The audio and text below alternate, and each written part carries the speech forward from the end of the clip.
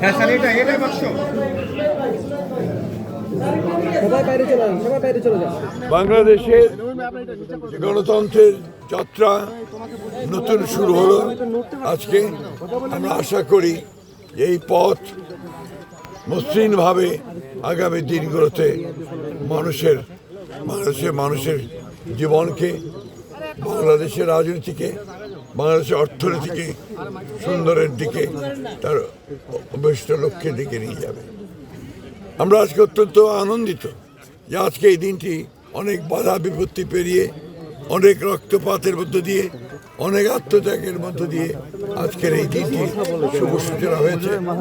আমরা এই দিনটির জন্য অনেক ত্যাগ স্বীকার করতে হয়েছে। বাংলাদেশ জাতীয়তাবাদী দল বিএনপির প্রয়াত চেয়ারপারসন দেশনেত্রী বেগম খালেদা জিয়া দীর্ঘ আন্দোলনের পরে তিনি আমাদের ছেড়ে চলে গেছেন, তিনি ত্যাগ স্বীকার করে গেছেন।